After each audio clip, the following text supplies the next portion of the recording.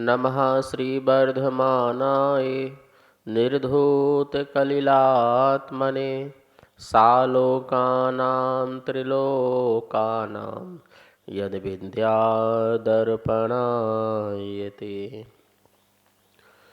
महानुभाव, रत्नकंटक श्रावकाचार एक परम मांगलिक ग्रंथ है। आचार्य समंतभद्र स्वामी द्वारा दूसरी तीसरी शताब्दी में यह लिखा गया है। इसमें सम्यक दर्शन, सम्यक ज्ञान, सम्यक चारित्र, संलेखना एवं श्रावक के 11 पदों की चर्चा है। 150 श्लोक है। संस्कृत इसकी भाषा है। सम्यक दृष्टि के कितने अंग होते हैं उसकी चर्चा चल रही थी। कल वात्सल भाव के बारे में अपन ने समझा। सम्यक दृष्टि जो होता है धर्म से प्रेम रखता है, इसलिए उस धर्म को धारण करने वाले धर्मात्मा से भी प्रेम करता है और उस धर्मात्मा के प्रति आदर भाव, सत्कार आदि के भाव रखता है। सम्यक दृष्टि अज्ञानियों के द्वारा जो धर्म स्थापित किए गए हैं उनसे या उनके जो धर्मात्मा हैं उनके प्रति द्वेष भाव नहीं रखता है। अज्ञानी मिथ्या दृष्टि लोग भी अपने मंदिर, अपने मठ आदि बनाते हैं और अपने उनके गुरु आदि भी होते हैं। यह बात को जानते हुए ये सम्यक दृष्टि जो है वह उनसे द्वेष भाव नहीं रखता है। वो ये जानता है कि ये ज्ञानावर्णी, दर्शनावर्णी कर्म के उदय एवं मोहिनी कर्म के उदय से ये मिथ्यात्व का जो है इनके अंदर भाव है, इसलिए मुझे इनसे किसी प्रकार का द्वेष भाव नहीं है। जब इनका ये कर्म का उदय समाप्त होगा तभी जाकर के इनकी जो विपरीत बुद्धि थी वो ठीक होगी और सही मार्ग में, सही रास्ते पे चल पाएंगे, अपना अंधविश्वास जो है तोड़ पाएंगे।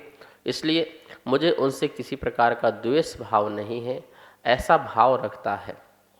कभी भी किसी के देवी देवताओं का अपमान नहीं करता है और न ही कभी किसी प्रकार के बुरे परिणाम रखता है, बैर भाव रखता है। ऐसा सम्यक दृष्टि जीव होता है। सम्यक दृष्टि जीव तो ऐसा करुणावान होता है कि वो तो एक इंद्रिय जीवों की भी रक्षा करने का भाव रखता है, तो फिर वह किसी और के प्रति परिणाम बुरे कैसे रख सकता है।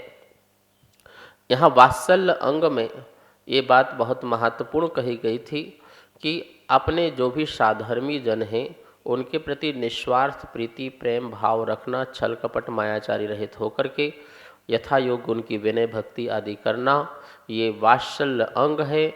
और यह वात्सल्य अंग ही जो है समाज को जोड़ता है और साधु संत को जोड़ता है। यदि एक साधु दूसरे साधु से नहीं मिल रहा है और आदर सत्कार नहीं कर रहा है तो कहीं ना कहीं उसके वात्सल्य अंग में कमी है। इसी प्रकार से समाज में भी यदि 2 प्रकार के, 4 प्रकार के गुट बन गए हों, लड़ाई झगड़े हो रहे हों और आपस में मिल नहीं रहे हों, तो इसका मतलब है कि उनमें भी वात्सल्य अंग नहीं है। सम्यक दृष्टि मुनिराज सबके अंदर ये वात्सल्य अंग होना ही चाहिए। जब तक प्रवृत्ति हमारी चल रही है इस प्रवृत्ति में हमारा अनुराग होना ही चाहिए धर्म के प्रति। तो ये कमी है समाज और संत में। यदि वात्सल्य अंग नहीं है तो निश्चित ही फूट होगी, निश्चित ही धर्म की अप्रभावना होगी और यह जो है कार्य बिल्कुल भी उचित नहीं माना जाएगा।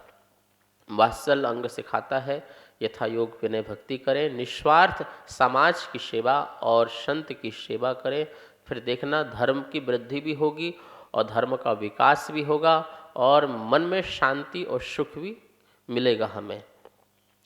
आगे जो अंतिम अंग है जिसका नाम है प्रभावना अंग। प्रभावना, ये प्रभावना अंग मतलब प्रकृष्ट भावना, धर्म की बढ़ाने की, धर्म की प्रभावना हो, आत्मा की प्रभावना हो, ऐसा जो भाव है और ऐसा जो कार्य है ये सम्यक दृष्टि के अंदर प्रभावना अंग ही लाता है। 18 नंबर का श्लोक है। आइए सबसे पहले अपन इस श्लोक का उच्चारण करते हैं, देखते हैं आचार्य समंतभद्र स्वामी क्या कह रहे हैं, किस प्रकार की प्रभावना को इन्होंने स्थान दिया है।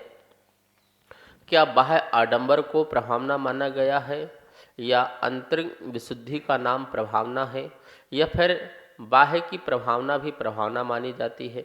इस प्रकार से इन सबको अपन यहाँ श्लोक के माध्यम से समझेंगे।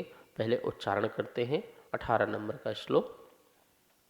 अज्ञान अज्ञान तिमिर व्याप्ति तिमिर व्याप्ति, अज्ञान तिमिर व्याप्ति, अज्ञान तिमिर व्याप्ति, मपाकृत, मया कृत्य, मपाकृत्य, मबा कृत्य, यथा यथम, यथा यथम, जिन शासन जिन शासन माहात्म्य महात्मिर प्रकाशः प्रकाशः स्यात् स्यात् प्रभावना, प्रभावना, जिन शासन माहात्म्य जिन शासन महात्म्य प्रकाशः स्यात् प्रभावना, प्रकाशा स्याः प्रभावना, अज्ञान तिमिर व्याप्ति, मपाकृत्य यथा यथम, जिन शासन माहात्म्य प्रकाशः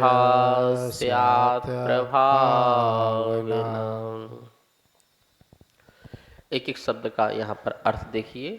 अज्ञान, अज्ञान रूपी तिमिर अंधकार के व्याप्तिम विस्तार को अपाकृत दूर कर यथा यथम अपनी शक्ति के अनुसार, जिन शासन माहात्म्य, जिन शासन के माहात्म्य का प्रकाश, प्रकाश फैलाना, प्रभावना, प्रभावना अंग स्यात् है। इस श्लोक के माध्यम से आचार्य भगवान कह रहे हैं कि अज्ञान तिमिर व्याप्ति, जो व्याप्त है, जो विस्तार है, जो फैला हुआ है, अंधकार।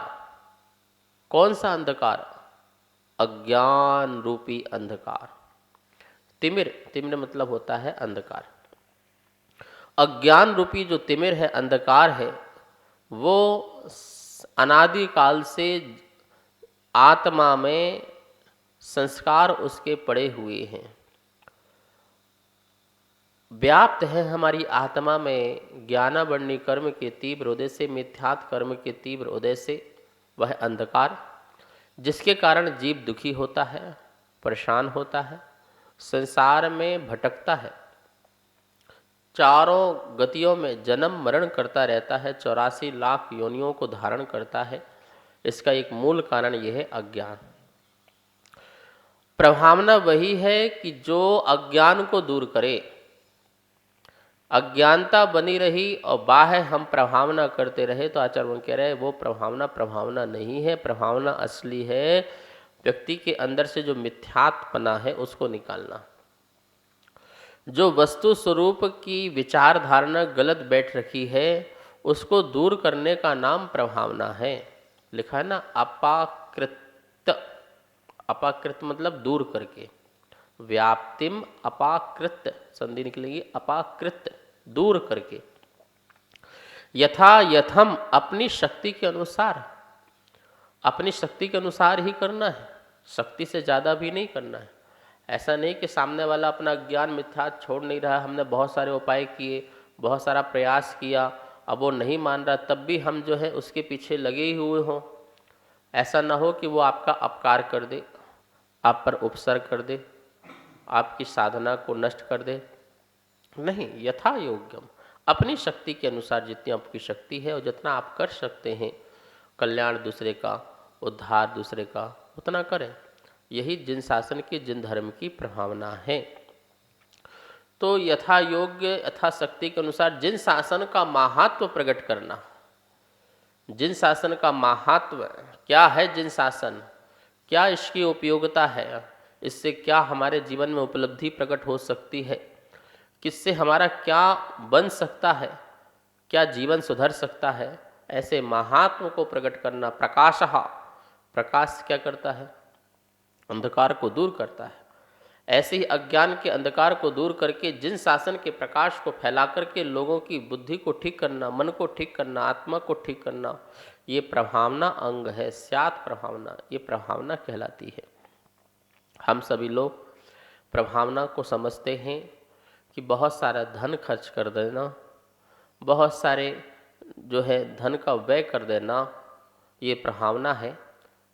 ठीक है, इससे भी प्रभावना होती है, धन आदि की आवश्यकता होती है, लेकिन उसका हमारा उचित स्थान भी होना चाहिए। जिससे धर्म की प्रभावना अच्छे से हो सके। आचार्य अमरचंद स्वामी ने पुरुषार्थ सिद्धि उपाय में बताया है कि जिन शासन की प्रभावना भी आप कैसे कर सकते हैं। तो उसमें लिखा है कि जिन शासन की प्रभावना सम्यक दर्शन, सम्यक ज्ञान, सम्यक चारित्र द्वारा आत्मा का प्रभाव अर्थात महात्म प्रकट करना, दान, तप, शील, संयम, निर्लोभता, विनय, प्रिय वचन, जिनेन्द्र पूजन, गुण प्रकाशन आदि से भी जिन धर्म की, जिन शासन की प्रभावना की जा सकती है, उसके महत्व को प्रकट किया जा सकता है। सबसे बड़ी बात कही है सम्यक दर्शन, सम्यक ज्ञान, सम्यक रत्नत्रय। अपने अंदर रत्नत्रय प्रकट करो। यदि आपने ये प्रकट किया तो अपने आप प्रभावना होगी। मतलब आप जैसे मुनि बन गए तो आपको कुछ करना नहीं है, आपका स्वरूप ही प्रभावना है। आपका श्रद्धान, आपका ज्ञान, आपका चारित्र प्रभावना है, दिख रहा है। कितनी तीव्र श्रद्धा है, कितना सुंदर ज्ञान है, कितना निर्मल चारित्र है। इससे ही जिन शासन की प्रभावना हो रही है, महती प्रभावना हो रही है। आत्मा प्रभावनीयो रत्नत्रय, ऐसा श्लोक दिया है। दान तपो जिन पूजा, दान से, तप से, पूजा से। और प्रवचन आचार्य स्वामी ने टीका बहुत सुंदर की है। बोले कि दान, तप, पूजा, यंत्र, मंत्र, विद्या किसी से भी जो जिससे जिन शासन में लग जाए, अपने मिथ्यात्व को छोड़ दे, खोटे मार्ग को छोड़ दे, बुरे मार्ग को छोड़ दे, गलत संगतियों को छोड़ दे, गलत आचरण छोड़ दे, वो तुम्हारी प्रभावना है। जैसे कोई व्यक्ति व्यसन कर रहा हो और आपने उसके व्यसन को छुड़ा दिया तो ये प्रभावना हो गई। किसी व्यक्ति को शराब पीने की लत हो, गुटखा, तंबाकू आदि खाने की लत हो और आपने धर्म का संबोधन करके उसका यह गलत व्यसन छुड़वा दिया, तो आपने जिन शासन की प्रभावना कर ली। कोई व्यक्ति मंदिर नहीं आ रहा था और आपने मंदिर आने का उसको नियम दिया या उसको धर्म में लगाया, उसके महत्व को बताया मंदिर का, तो आपने धर्म की प्रभावना कर ली। वो पूजन अभिषेक नहीं कर रहा था और आपने उसको पूजन और अभिषेक में लगा दिया, तो आपने धर्म की प्रभावना कर ली। आप प्रिय वचन को बोल करके, हितकारी और कल्याणकारी वचन को बोल करके उसको प्रभावित करते हैं, उसकी आत्मा को प्रभावित करते हैं और उसके अंदर धर्म की श्रद्धा प्रकट होती है, तो आपने जिन शासन की प्रभावना कर ली। आपके जीवन में निर्लोभता है, निर्मोहता है, तो उसको देख करके भी सामने वाला व्यक्ति प्रभावित होकर के अपने मोह और लोभ को छोड़ देता है, तो आपने जिन शासन की प्रभावना कर ली। दान, आहार दान, औषध दान, अभय दान, ज्ञान दान, 4 प्रकार के दानों को यदि आप देते हैं और लोग उसको देखते हैं और उनकी भी आप अनुमोदना करते हैं, लोगों को भी लगाते हैं दान में, तो आपने जिन शासन की प्रभावना कर ली। आप चौका लगाते हैं, लोग देख रहे हैं, अरे किस प्रकार से यह व्यक्ति है, कितने साधुओं को चौका लगाता, आहार देता, काश मैं भी दूं। इसके अंदर ऐसे भी भाव आ गए, तो आपने जिन शासन की प्रभावना कर ली। आप धर्म तो कर ही रहे हैं स्वयं, लेकिन दूसरों के लिए आदर्श बन रहे हैं, प्रेरणादायक बन रहे हैं। ये जिन शासन की प्रभावना है। यदि आपके अंदर शक्ति है, यदि शक्ति है तप करने की और आपने तपस्या की, तो आपकी तपस्या को देख करके किसी को तप करने के भाव प्रकट हो गए, तो ये जिन शासन की प्रभावना है। आप शील का पालन करते हैं, अपने ब्रह्मचर्य व्रत का पालन करते हैं और अपने शील का पालन करने से जो किसी और के मन में भी शील पालन करने के भाव प्रकट हो जाएं, तो वो जिन शासन की प्रभावना है। हमारी 16 सतियों के नाम देखिए शास्त्रों में, उन्होंने शील का पालन किया और उसका प्रभाव, उसका चमत्कार जगत को दिखाई दिया, तो राजा महाराजा भी उनके चरणों में झुक गए कि ये है जिन शासन की प्रभावना। कितने विधर्मी राजा भी जो है साधर्मी बन गए, मतलब सम्यक धर्म वाले बन गए राजा। ये जिन शासन की प्रभावना होती है। रानी चिलना आदि देखो, जो अन्य धर्म को मानने वाला था, उसको जिन शासन का, महावीर स्वामी का परम भक्त बनाया राजा श्रेणिक को। ये जिन शासन की प्रभावना है। आप किसी भी प्रकार से किसी को धर्म में लगा दें, सच्चे मार्ग में लगा दें, सच्चे धर्म में लगा दें, तो वो जिन शासन की प्रभावना कहलाएगी। कोई व्यक्ति उत्तम दान देता है, कोई उत्तम तपता है, कोई किसी प्रकार की कठोर साधना करता है, संयम भाव रखता है। अब देखो कितने उपसर्ग होते हैं, कितना परिश्रम सहन करते हैं, ये सब देख करके हमारी आस्था बढ़ती है, हमारी श्रद्धा बढ़ती है, हमारे अंदर भी धर्म के प्रति लगाव प्रकट होता है। महानुभाव, कभी कभी लोगों के मन में प्रश्न आता है कि भगवान महावीर स्वामी की महावीर जयंती आती है या अन्य महापुरुषों की, उस समय हम समाज में देखते हैं बहुत बड़े बड़े जुलूस निकलते हैं, शोभा यात्राएं निकलती हैं, कंपटीशन भी कभी कभी होने लग जाता है कि उनके यहाँ 5 बैंड आए तो हमारे यहाँ 10 बैंड आएंगे, उनके यहाँ 10 बग्गियाँ आई तो हमारे यहाँ 20 बग्गियाँ आएंगी, और इस प्रकार की प्रभावना करते हैं। तो मैं ये कहना चाहता हूँ कि तुलनात्मक रूप से इस प्रकार से कार्य न करें, कंपटीशन न करें, धर्म की प्रभावना करो, अच्छी बात है। यदि आपके पास धन है तो धन का ये व्यय नहीं है, जिन शासन की प्रभावना में सारा धन भी लग जाए तो कोई बात नहीं है, लेकिन लोगों को प्रभावित करें, धर्म में प्रभावित करें इस भाव से, ना कि अपना आडंबर दिखाने के लिए, अपना नाम कमाने के लिए, यश ख्याति लाभ के लिए। देखो मैं मंत्री रहा, मैं अध्यक्ष रहा, मैं प्रधान रहा, मेरी कमेटी ने ये करके दिखाया, वो करके दिखाया, समाज को दिखाने के लिए उद्देश्य से नहीं, समाज को जोड़ने के उद्देश्य से, अन्य विधर्मी लोगों को भी धर्म से जोड़ने के उद्देश्य से जिन शासन की प्रभावना करें, सबको लेकर के चले, सबको बुला कर के चले, सबका सम्मान करें, सबके अंदर कुछ न कुछ धर्म होता है, उतने धर्म का भी सम्मान यदि कर देंगे तो उसका और धर्म बढ़ जाएगा, धर्म में वृद्धि उसकी हो जाएगी। सद्धर्म की वृद्धि होना ही प्रभावना अंग है। यदि सद्धर्म की वृद्धि में बढ़ाने में हमारा धन का, तन का, मन का सब कुछ लग जाता है तो वो समझ लेना हमने असली धर्म प्रभावना की। ये समय दृष्टि का अंग है। आज हमारे साधु संत समाज सब लोग जिन शासन की महती प्रभावना में लगे हैं, कोई साहित्य के क्षेत्र में, कोई साधना के क्षेत्र में, कोई संस्कारों के क्षेत्र में, कोई किसी न किसी प्रकार से संस्थान आदि के माध्यम से अपने सहयोग दे रहे हैं। धर्म की प्रभावना, महावीर भगवान की प्रभावना, जिन शासन की प्रभावना, ये समय दृष्टि का महत्वपूर्ण अंग है। इससे ही तो धर्म आगे चलेगा, धर्म के संस्कार आगे चलेंगे, परंपरा से धर्म आगे बढ़ेगा और आने वाले जो पीढ़ी है, समाज है, उसको भी धर्म मिल पाएगा। तो हम साहित्य, साधु आदि इन सब की प्रभावना करें जिससे धर्म जो है बहुत आगे तक जा सके। समय हो चुका है, आइए माँ जनवाणी की स्तुति करते हैं। जावाणी के ज्ञान से सूझे लोकालो, शोवाणी मस्तक धरो सदा देत हो धो। हे जनवाणी भारती तो है जपो दिन रैन, जो तेरी शरणा धरे सो पावे सुख चैन। सबको बहुत बहुत मंगल आशीर्वाद। नमस्ते महाराज जी।